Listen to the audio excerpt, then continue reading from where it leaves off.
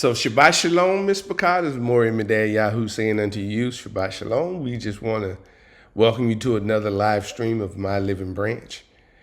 And for those of you, you should be lifted. Yeah, you were on the prayer at 11 o'clock. So everything should be going well. You should be having a great Shabbat. And we're just going to add to that. We're here to encourage, to build, to do the things necessary for those that are serious about the kingdom and our upcoming feast days. So, and our series is Wasted, Time and Seasons, Part 7. We're talking about the harvest. Now, just before we go into the lesson, we're going to pray.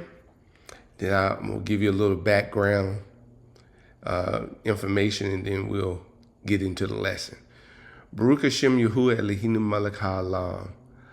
Father, we say Todah Rabbah for all of your goodness, for all of your loving kindness you've shown towards us.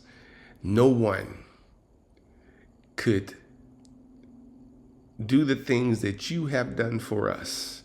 No one could show the compassion that you've had, the forgiveness that you've had, the loving kindness, all of these things to us who are undeserving. And we esteem you highly, Father.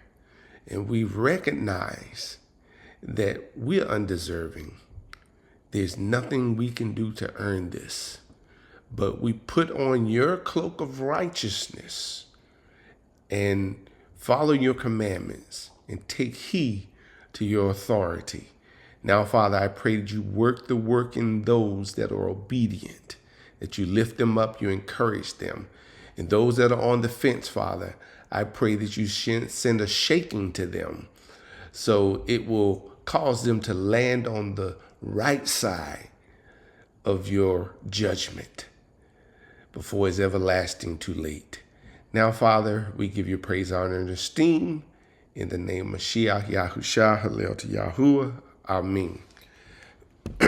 So, when I originally started, putting this lesson together, I wasn't expecting it to go into several lessons. That wasn't my intentions. So as I laid down last night, because when I have lessons, the way lessons come to me is, the Father give it to me, then I'll just a couple of days just thinking over it, just mulling over it, putting it together in my head. Then when I come to the computer to put it together, it seems to all just flow. And I had already put the lesson together. Then last night, it was like all through the night, is all I could think about or see was pieces of the lesson coming together and other things. And I was like, okay, I got to go make some adjustments because apparently what I intended was just a small portion of what he wanted to bring out. So I had to make some adjustments, and this part of the lesson, the harvest, is going to go more than one lesson. So the first part is to educate you.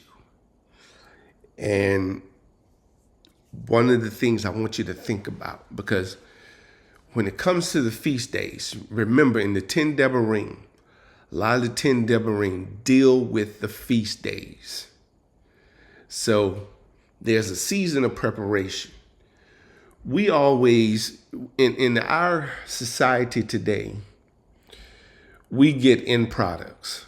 So we go to the grocery store. We're not one now where we experience all the labor that goes into a final product. All the labor, because you just go down the aisle, okay, I want to get some quinoa. Oh, just pick up a bag of quinoa. I want some grapes. Oh, just, pick up the grapes. You didn't go through the whole process of growing, planting, harvesting. We just come and buy these days. So our knowledge base in this generation has been depleted because we don't see the whole process, all that goes into the preparation behind it. And I think when we have a greater understanding of the preparation and all that it entails, when we come to the feast days and we see these harvests that we have an experience where you have to bring an offering, you have to, put labor, give him the first fruit, it'll have greater impact if you understand the process, even though now we don't experience it like they did in ancient times. So hopefully this will help you think of the process of how we get to the offering part. So let's go into this. So we're going to focus on three primary harvests that you'll see in Scripture.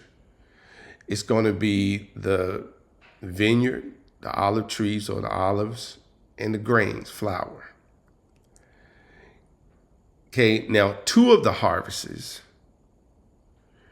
require additional labor that involves pressing, which applies pressure in order to bring forth the juice or oil that's necessary.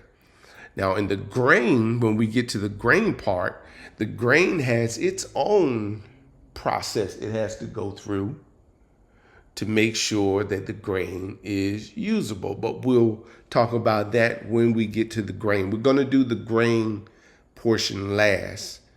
We're going to group the grapes and the olives together because of the pressing. And you'll see what I mean here in a minute. Very interesting that many in this walk do not want to feel the pressure of the press in order to yield juice or oil that will support you in the upcoming preparation season. So I want you to think, as we're going into our new cycle, the last harvests that you will see will be grapes and olives. So I just want you to think about that.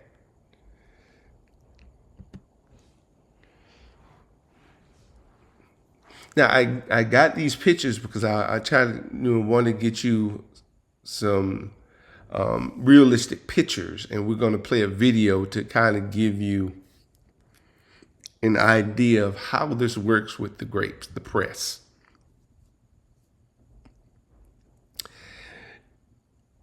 And I like the scripture in Revelation because there's a part of the press you do not want to be on. So you need to learn the lesson now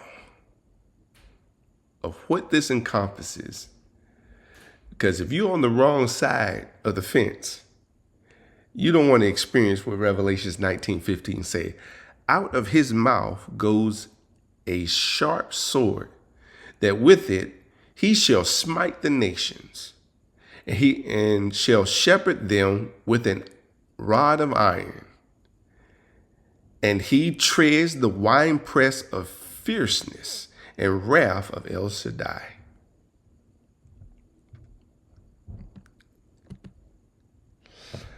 So I want you to listen to this. Very educational. This is American students in Old City, Jerusalem, the city of David, pressing grapes in a wine press. You know it? We're harvesting grapes. We're gonna go squish them and make some juice.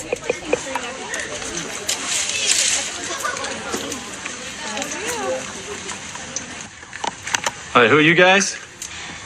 Yeah, we're the ones that didn't get hired, and so we're just kind of waiting for something to happen.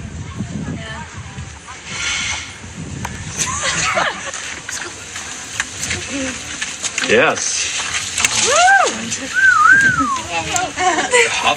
Do we dance? Yeah, you get in there and you start to dance. There you go, yes. Wait,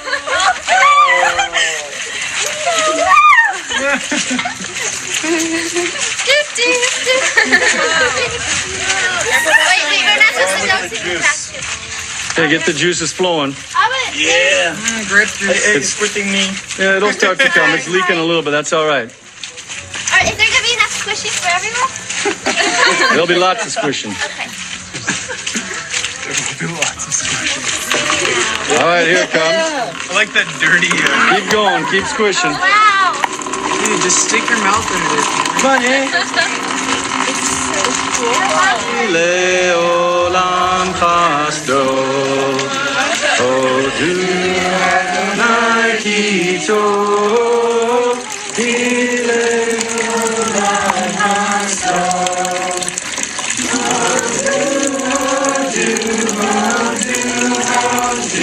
Odu Adonai Kito, Odu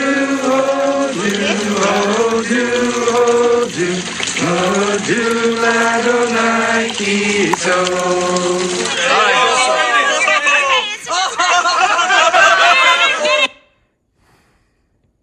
Know it? We're harvesting. All right. So the next thing we're going to look at is going to be the olive press.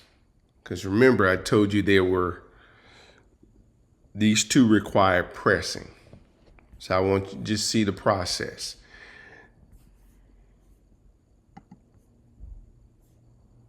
Hello, my name is Majd and I'm one of the guides at Nazareth Village. We are standing in our fully functioning replica of a first century olive press. We are entering the rainy season at the moment, November and December, and this is the olive season, so our villagers already started harvesting the olives off of the trees and we bring them in here in order to press them.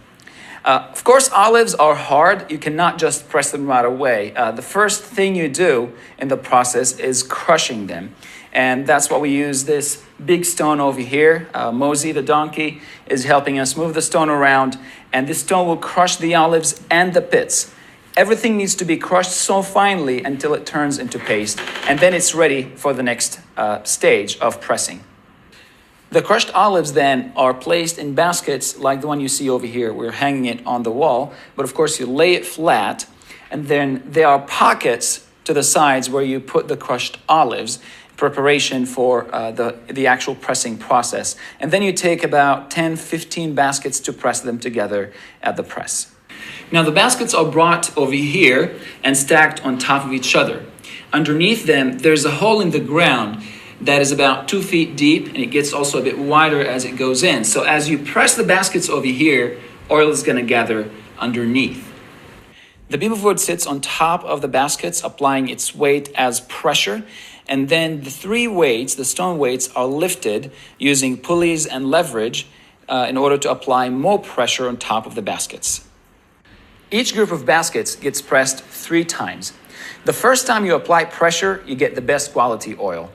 And according to the Jewish law, the first of your fruits you offer to God. So the oil from the first pressing, they will not use at home. They will take it to the temple in Jerusalem. The second time they applied pressure, they got good quality oil, and it was used for food, medicine, perfume, and cosmetics. By the time they got to the third pressing, though, the quality of the oil was really bad, and they would use it for oil lamps and making soap. The olive press has a very strong connection with Gethsemane. The word Gethsemane comes from 2 Hebrew words, Gat Shmanim, and they literally mean press of oils. And the olive press is a great illustration of the pressure that Jesus was under as he was praying in Gethsemane, to the point he even started sweating blood. And he prayed 3 times, an equal number to the pressings. And even Isaiah 53 says he was crushed for our iniquities.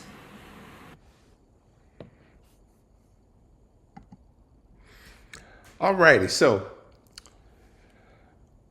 this is, the season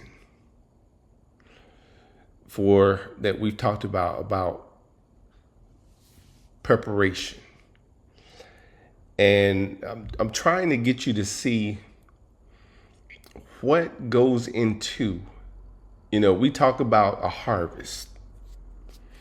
But even after you having the harvest, if you don't know the process, then even with your harvest, you can't have something that's usable for you. Okay? If you wanted the grape juice, you have to know how to extract the grape juice. If you want the oil from the olives, and I love olives. I just love olives. I can eat them all day. But if you want the oil, which is definitely usable, and we're going to see just how usable it was, you have to know how to get it. And the same thing applies for our life.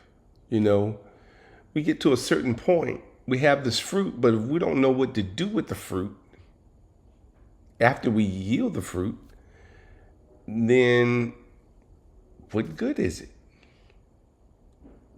It'll just sit there and rot. Fruit is meant to be used, to be consumed. He gave it to us for usable purposes in our lives. So, let's go to Isaiah chapter 5, verse 1. Please let me sing to the one I love, a song for my loved one regarding his vineyard. My loved one was a vineyard on a fertile hill, has a vineyard on a fertile hill. He dug it up, cleared it of stones, planted it with the choicest vine, and built a watchtower in its midst, and also made a wine press in it. He waited for the yielding of the grapes, but it yielded rotten ones. And now, O inhabitants of Jerusalem and the men of Yehuda, please judge between me and my vineyard. What more could have been done to my vineyard that I have not done in it? Why then I waited for the yielding of grapes, but it yielded rotten ones. And now, please let me inform you what I am doing to my vineyard, to take away its hedges, and it shall be burned, to break down its walls, and it shall be trampled down. And I lay it waste, and it is not pruned or dug, thorn bushes and weeds shall come up. And I command the clouds not to rain on it. For the vineyard of Yahuwah of hosts is the house of Israel, and the men of Yehuda is his pleasant plant. He looked for right ruling, but see oppression, for righteousness, but see weeping. So this is the thing. You can bear fruit, but you have to bear fruit that's usable. So you can't use rotten grapes to get the juice or wine. You can't use bad olives that are rotten to produce oil. Because remember, his is supposed to be the choices. What you give him first is the choices. It's supposed to be the best. So when we go back and look in Scripture, and we might not even have paid attention, a lot of the offerings require fine flour. Some of the drink offerings required wine. Also required oil. So all three things that I've named for this lesson, you will see in offerings. So let's go to Numbers 15, verse 8. And when you prepare a young bullock as an ascending offering or as a slaughtering to accomplish a vow or a peace offering to Yahuwah, then shall be brought with the young bull a grain offering of 3/10 of an ephah of flying flour mixed with a half of a hin of oil. And bring as a drink offering half a hin of wine as an offering made by fire, a sweet fragrance to Yahuwah. This is what is to be done for each young bull, for each ram, and for each lamb or young goat. So these harvests play a part year round. Because the offerings, you had offerings going, the offerings didn't stop. During the season, you will have more. But he gives you an increase. He promised to bless you so that you have an abundance if you're obedient. Then also consider the olives. That's where the primary source for the light. That's how the light came. Okay, let's look at Exodus 35, verse 5. Take from among you a contribution to Yahuwah, everyone whose heart so move him. Let him bring as a contribution to Yahuwah gold and silver and bronze and blue and purple and scarlet material and fine linen and goat's hair and ram's red dye red and fine leather and acacia wood and oil for the light and spices for the anointing oil and for the sweet incense. So all of these harvests that you see played such an integral part in the lives. So we need to see, how is our fruit doing? After all of the seasons have ended, and we have this time of preparation. Consider some things are planted. That would be your grains. Some things are maintained from year to year because your vineyard, growing up, we had a grapevine, and during the season, you would get grapes. Then it would look like the vine would die off. And then, boom, is out of nowhere. When the season comes for it to start growing, leaves would grow, it would come back to life. So you have to see, even though you might not be harvesting things year round, you have stuff stored away. So that's how they were able to maintain the light and different offerings.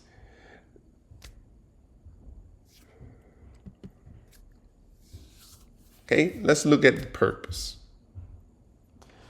Deuteronomy chapter 11, verse 13. And it shall be that if you diligently obey my commands, which I command you today, to love Yahuwah your Elohim, to serve him with all your heart and with all your being, then I shall give you rain for your land in its season. We've talked about this, the early rain and the latter rain. And you shall gather in your grain, your new wine, and your oil.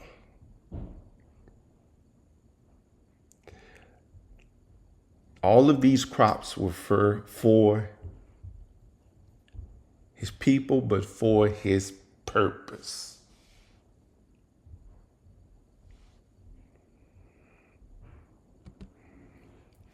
So let's take a closer look at wine, yain.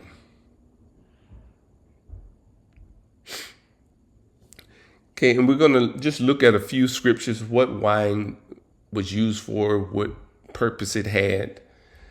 And we're going to have other lessons. We'll go over olives and grain. Okay, it indicates the juice of the grapevine and its fruit, a common drink for refreshments in the Tanakh, Old Testament. So let's go to Genesis 14:18. Melchizedek, sovereign of Salem, brought out bread and wine. Now he was the priest of the Most High El. Okay, let's look at Genesis 27:24. And he said, "Are you truly my son, Esau?" He said, "I am." And he said, "Bring it near to me and let me eat of my son's wild game, so that my soul might bless you." So he brought it near to him and he ate, and he brought him wine and he drank. So it's a common place you'll see, wine was used in some cases over water just because, it had an antiseptic quality. Okay, look at Judges 19:18. And he said to him, "We are passing over from Bethlehem to Yehuda, to the other side of the mountain of Ephraim. I am from there, and I went to Bethlehem in Yehuda, and am going to the house of Yehuda. But there is no one taking me into his house. Yet there is both straw and fodder for your donkeys, bread and wine for myself, and for your female servant, and for the young man who is with your servant. There is no lack of any matter." So just showing you that it was used quite often. Wine along with grain and oil were three great blessings to Israel in the Promised Land. Wine was used as a tonic. Okay, let's go to Proverbs 31:6. "Give strong drink to him who is perishing, and wine to those embittered in being. Let him drink and forget his poverty, remember his trouble no more." So wine has a calming, soothing effect. Yeah, some of the kings should know that when they get wine. Yeah, man. Like, do I know you, brother? Is this the same you? That wine calm you right on down, put you in a different dimension.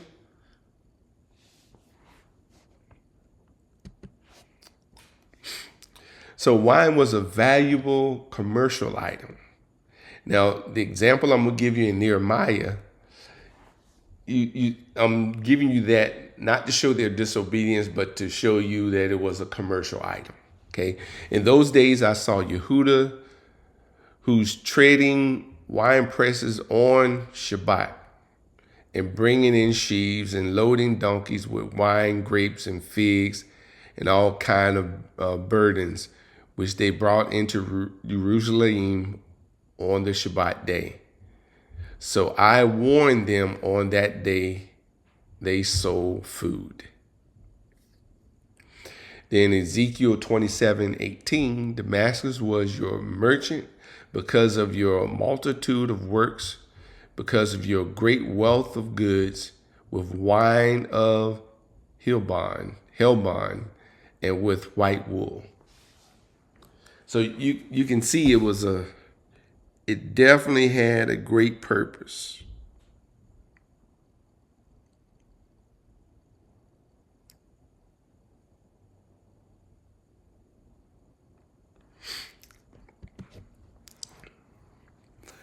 Now, this is the wine made people's heart or mind glad. Okay, and you can see that. If a person start drinking wine, you can see that. You know, I should have all kind of amens in the chat on that one. So let's look at 2 Samuel 13:28. And Absalom had commanded his servants, saying, watch. And when the heart of Anon is glad with wine, and I shall say to you, strike Amnon, then kill him. Do not be afraid. Have I not commanded you? Be strong and brave. So the wine took away his awareness. You know, it made him calm, unsuspecting. Then in Zechariah 9 verse 15, Yahuwah of hosts shall shield them, and they shall devour and trample on sling stones, and they shall drink and roar as if with wine. Oh yeah, roar. We don't usually hear the roar. We hear the laughter increase when we drink it. And they shall be filled like basins, like the corner of the slaughter place. Now, here is, I titled this, Wine Was Used in Worship. Because when you bring an offering, consider what you're doing. You know, it's a part of the whole thing that the Father established, his order. So let's go to Deuteronomy 14, verse 22. Yeah, I see I got just a few of them, amens in there. You shall tithe without fail all the yield of your grain that the fields bring forth year by year. And you shall eat before Yahuwah your Elohim in the place where he chooses to make his name dwell, the tithes of your grain, your new wine, your new oil. Isn't this interesting? So what you labored, you tithe and eat in his presence. Isn't that interesting? But what we have today, and I'm pausing for the cause, we have people want to harvest, but they don't want to labor. They don't want the pain of the labor, because trust me, any of you that have grown a garden or lived in the country or raised things on your own, it is a task and a chore. You don't get rest. You know, you observe the Shabbat since you over here, but there's always something to do. There's always a weed to pull. There's always something that you have to go and pull the dirt up around the root.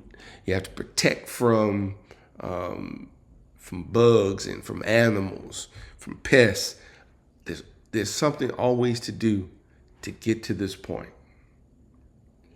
Everybody wants a harvest. Because we're always talking about how we want the Father to bless us, but we don't want to put in the labor that's required to reap that harvest. And I'm talking about spiritual harvest.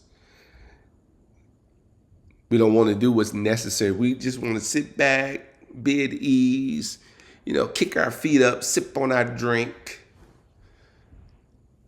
But we don't want to put in what's necessary. But everybody wants to harvest. I want him to bless me. Bless me 30, 60, 100 fold, Father. Yet and still can't even keep his commandments.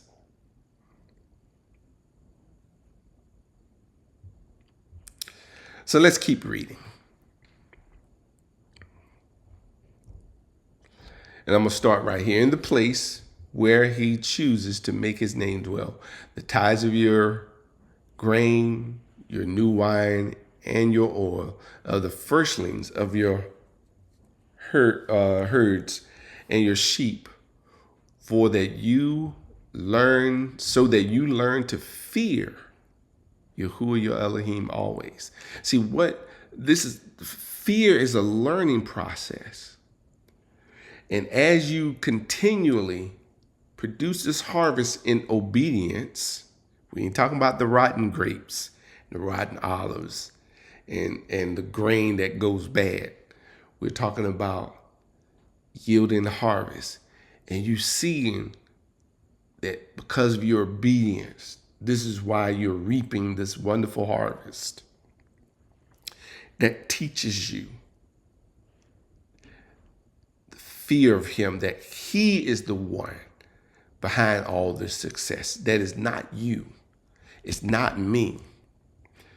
But when the way is too long for you, so that you are not able to bring the tithes, or when the place where Yahuwah your Elohim chooses to put his name is too far for you, when Yahuwah your Elohim is blessing you, he always gives provisions, then you shall give it in silver, and shall take the silver in your hand and go to the place where Yahuwah your Elohim chooses. And you shall use the silver for whatever your being desires, for sheep or for cattle or for sheep, for wine or for strong drinks, for whatever your being desires.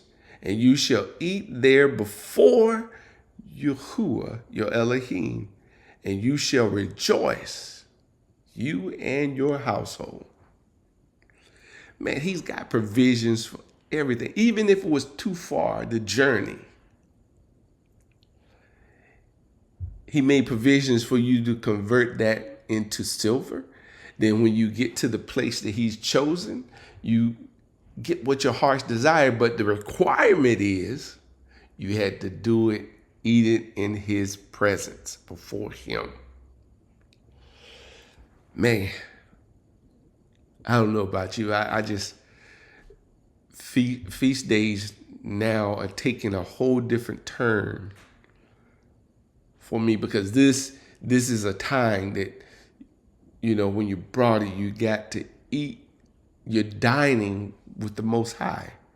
You're there in his presence. Awesome experience. Now, wine, there was also priestly instructions. Okay? Because remember, we talked about how wine can change your character. And sometimes people don't know how to exercise restraint, exercise moderation. They just overdo it. So after Aharon's sons were killed in the presence of Yahuwah because they had strange fire, this commandment comes out.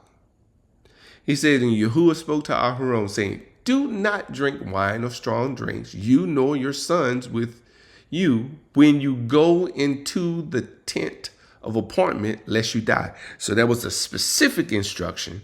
It didn't say that the priest couldn't drink.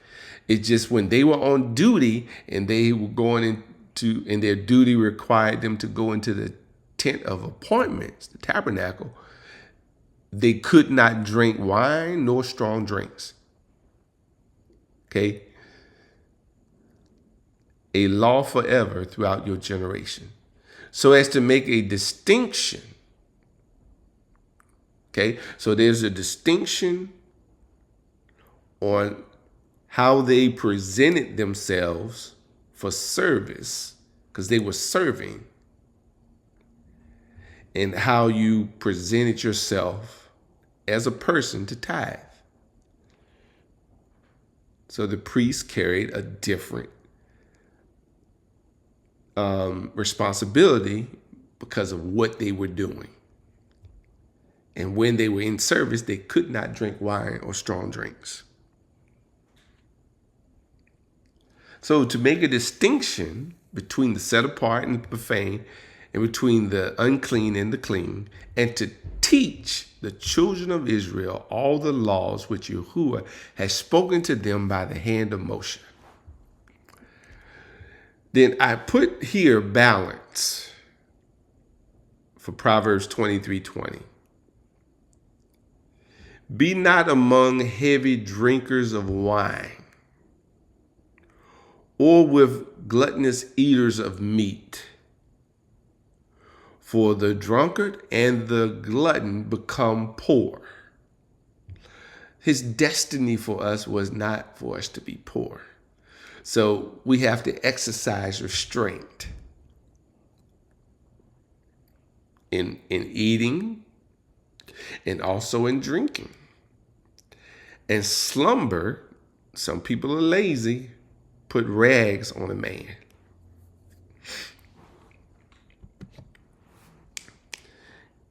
Okay, we're talking about worship. So I'm going to give you some more, go into the drink offering part just to show you it's there in other places. Exodus 29:39. Prepare one lamb in the morning, and the other lamb you prepare between the evenings. And 1/10 of an ephah of flour, that's your grains, mixed with 1/4 of a hin of pressed oil, that's your olives, and 1/4 of a hin of wine as a drink offering with the one lamb.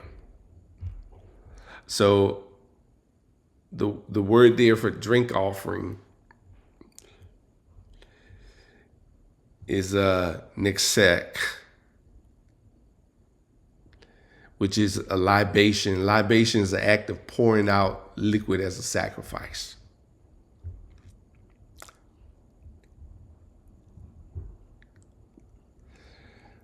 All right.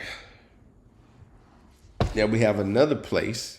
So I wanted to, give you a few places where you can see it. And I call it worship because when you're giving an offering, I termed it that because we want to make sure that we understand that there was a distinctness. This was not common. So we don't want to make it a common practice. Say, you sweep your house however you want to. But when it came to his instructions and how to bring these offerings, there was an order to it. Okay, let's look at Numbers 15, verse 1. And Yahuwah spoke to Moshe, saying, speak to the children of Israel and say to them, when you have come into the land of your dwelling, which I have given you, and you make an offering by fire to Yahuwah, an ascending offering or a slaughtering to accomplish a vow. We read part of this before. And as a voluntary offering, or in an appointed time, to make a sweet fragrance to Yahuwah from the herd or the flock. Then he who brings near his offering to Yahuwah shall bring near a grain offering of 1/10 of an ephah of fine flour mixed with 1/4 of a hin of oil and 1/4 of a hin of wine as a drink offering you prepare with the ascending offering or the slaughtering for each lamb. Or for a ram you prepare as a grain offering 2/10 of an ephah of flour mixed with 1/3 of a hin of oil, and as a drink offering you bring 1/3 of a hin of wine as a sweet fragrance to Yahuwah. And when you prepare the young bull as an ascending offering, or as a slaughtering to accomplish a vow or peace offering to Yahuwah, then shall you bring with the bull a grain offering of a 3/10 of an ephah of flour mixed with 1/2 a hin of oil, and bring as a drink offering 1/2 a hin of wine as an offering made by fire, a sweet fragrance to Yahuwah. So can you see all the stuff that we labored during the year came with these offerings. You brought your labor, your work. Remember how it talks about faith without works is dead?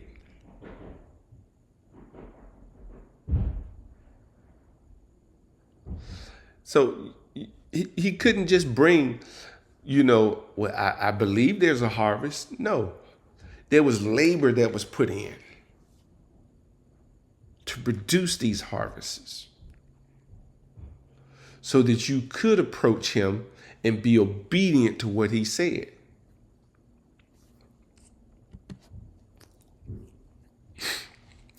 Okay, now this was even in place. You even see this before Torah. Yes, you do. Let's go to Genesis 35, verse 11. Elohim said to him, I am El Shaddai. Be fruitful and increase. A nation and a company of nations shall be from you, and sovereigns come from your body. And the land which I gave to Abraham and Yitzhak, I give to you, and to your seed after you I give this land. And Elohim went up from him to the place where he had spoken with him. And Yaakov set up a standing column in the place where he had spoken with him, a monument of stone, and he poured a drink offering on it, that's wine, and he poured oil on it. Isn't that interesting? And you can even find this in the language of Shaul. I'll just pull out one place in Philippians. And I do see it 2 L's there. In fact, even if I am being poured out as a drink offering on the offering and services of your belief, I am glad and rejoice with it all. So he uses the very language that we're talking about today.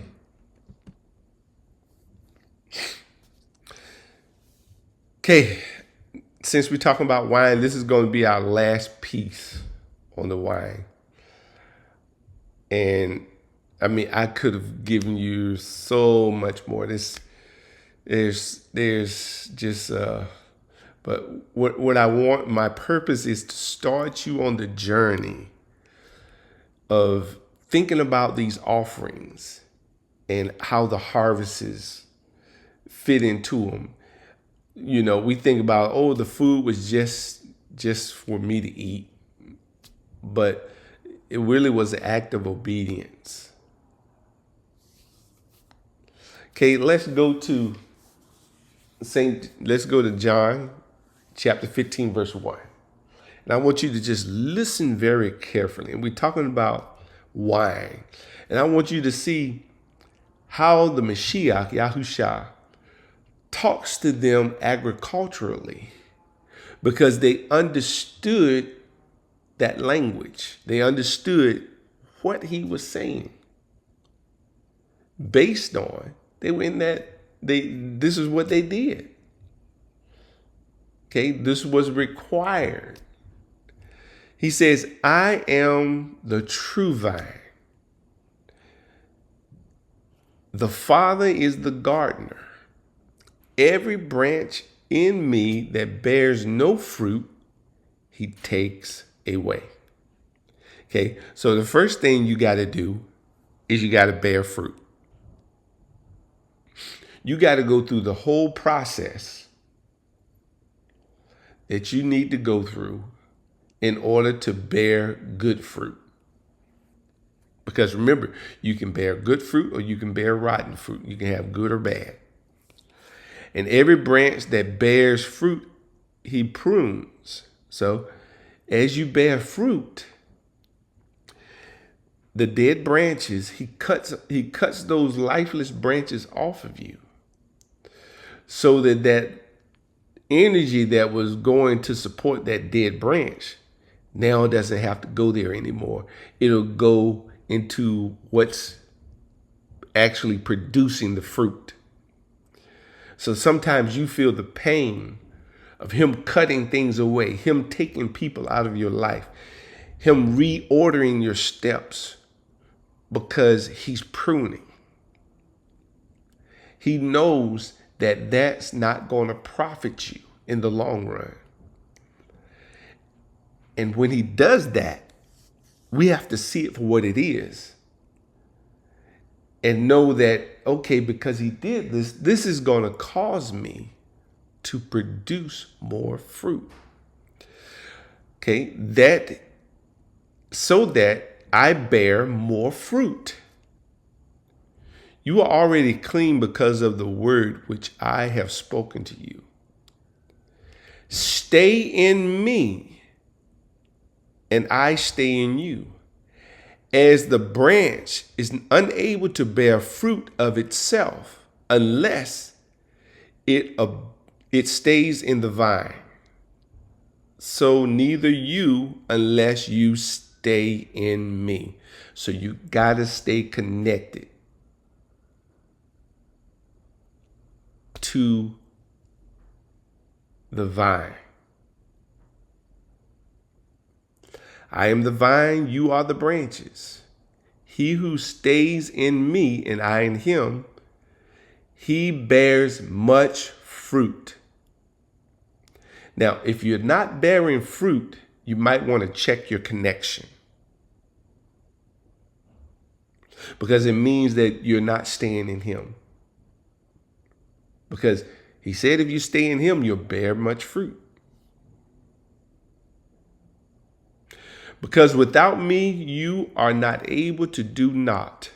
If anyone does not stay in me, he is thrown away as a branch and dries up.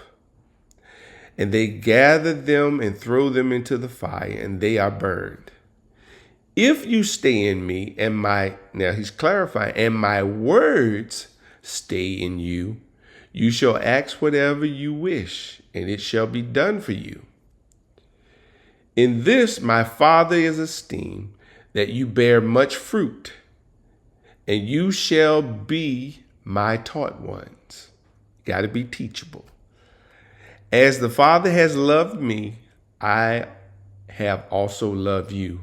Stay in my love.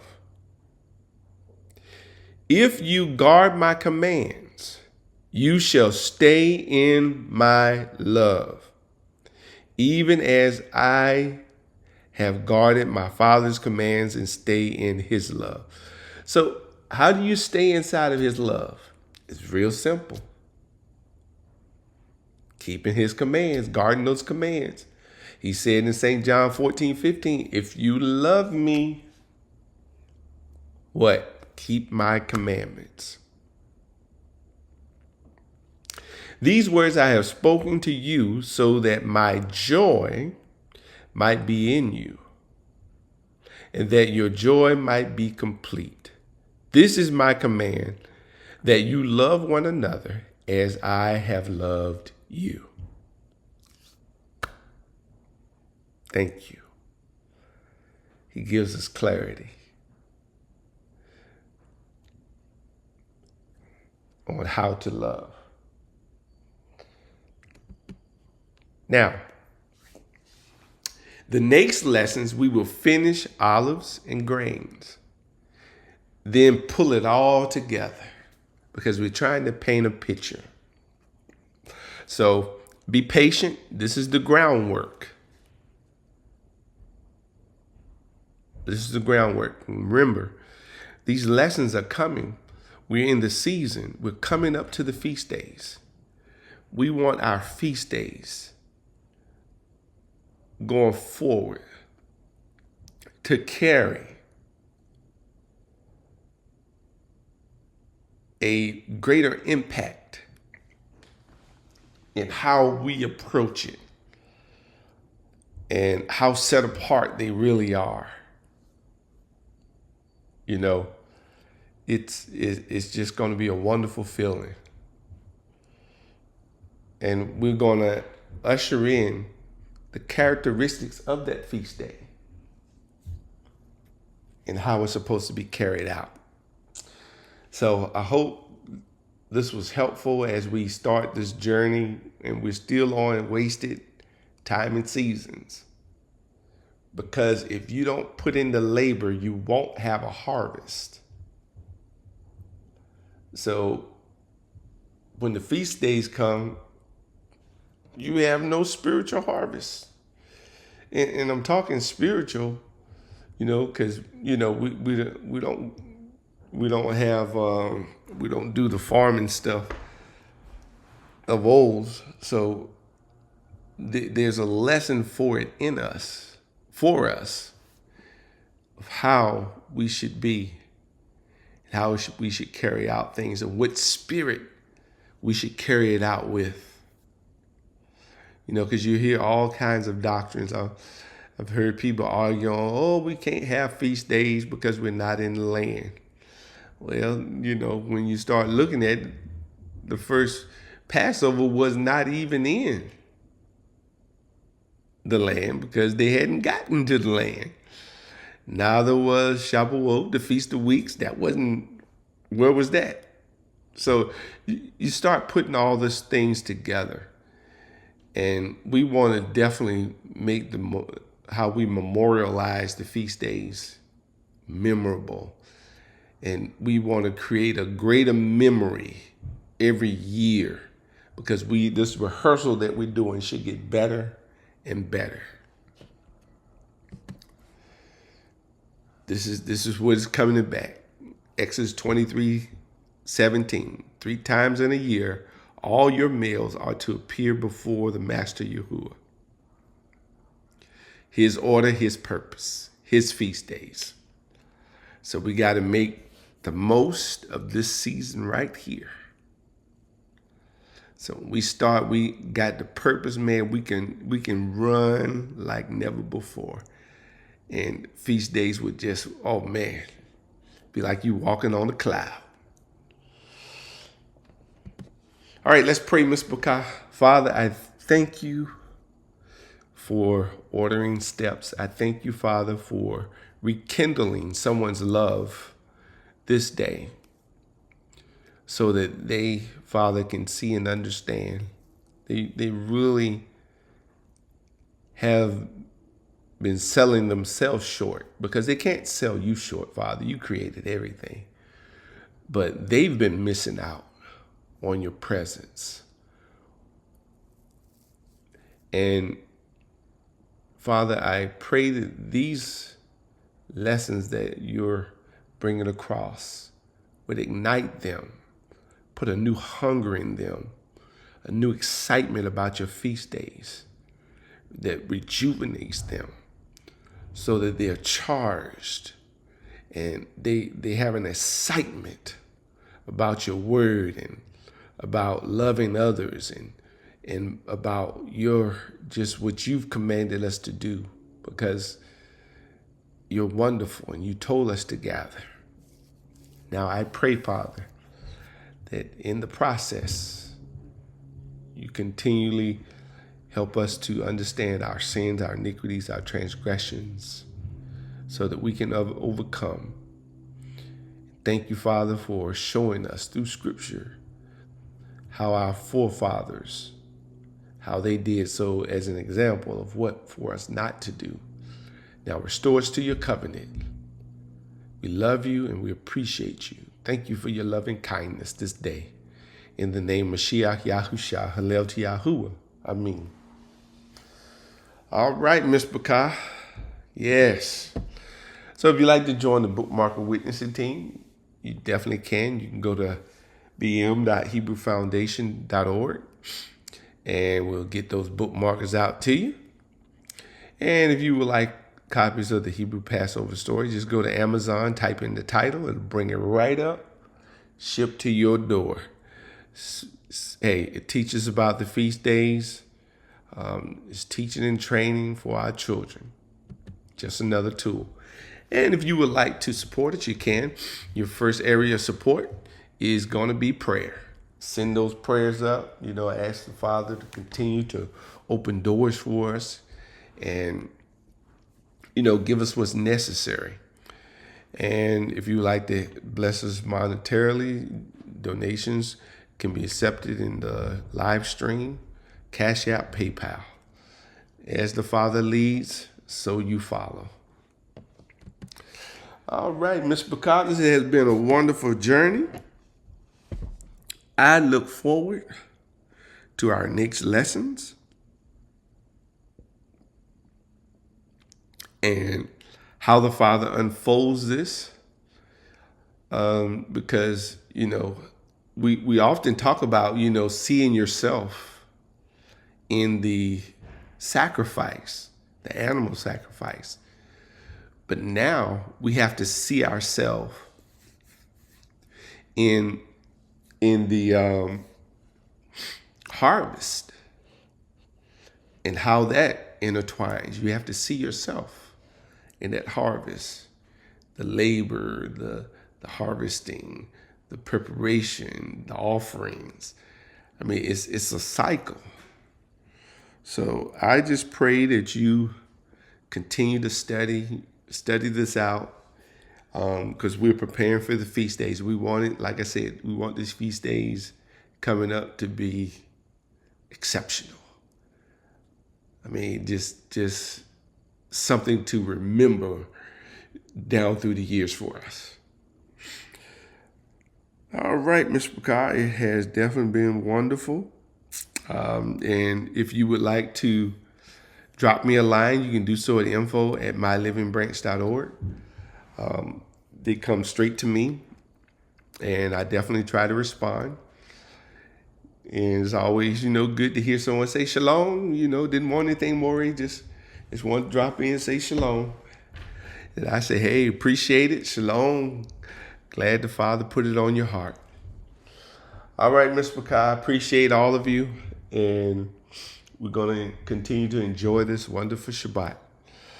All right, this is Moreh Medad Yahu saying unto you, Shabbat Shalom. And what do I normally say? Let's make this the best Shabbat ever. Shabbat Shalom, Ms. Bakar.